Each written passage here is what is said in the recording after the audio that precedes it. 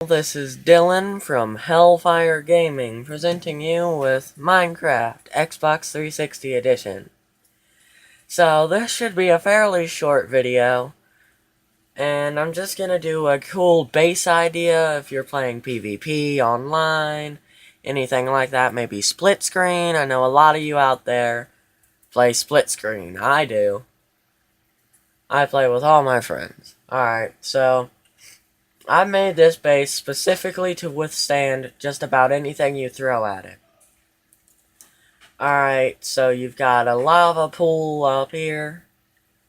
I'll show you what that does in a minute. And soul sand trap. Now this is for when you're on the ground and somebody's running towards your base and they hit some of the soul sand and they slow down a lot. And you gotta have the bigger patches, but spread it out good enough so that you can still get in your base quickly if you need to. Now, a cool idea to do with a base that you're building is have a big front door, a big obvious front door. Notice I said obvious.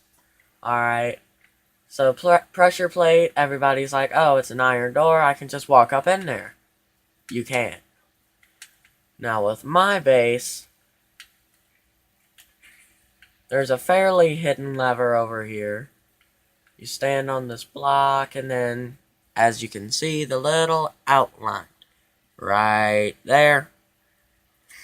That means you're on the lever and you can flip it back and forth. There's no door other than that front door, as far as you know, until you hit the lever. And then, voila. It's a classic Jeb door that is used by many people trying to be secretive. It's even openable by both sides. Now, that's most of the electronics, but the rest of it is covered. And the cool thing to do is if they do find your door, leave a big chest. Now, if you open this chest, you can't tell, but it's got lava there at the bottom, and it goes down a long way. And once they realize that they're getting burned to death, they'll get out of the chest, which will stop the power signal, causing the whole entire hallway to close above your head. Because by then you will have fallen in the lava, and then you're going to have where you were just walking close over top of you. Now, if you noticed, the base isn't as big on the inside as it is on the outside. It's got extremely thick end-stone walls. There's a good idea of how thick it is. Now, end stone is a fairly blast-resistant block. You can put a lot of TNT towards it and not have much damage done. Up here is a turret system.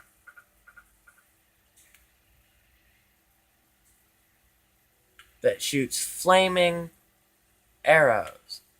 Now, the best thing to do is if you're making something like this, is to set all of your redstone repeaters to 2 ticks. Because if it's at 1 tick, it'll stop very often after you shoot 8 shots, and it'll just stop. But this is cool instead of having to flick the lever 800 times to shoot a few arrows. Alright, so this was just a... Now if you want, you can look at my design. I've got dispensers, repeaters, all of that. Now, if you want, pause the video right here, copy this down or something, write it down, I don't care. Alright, moving on.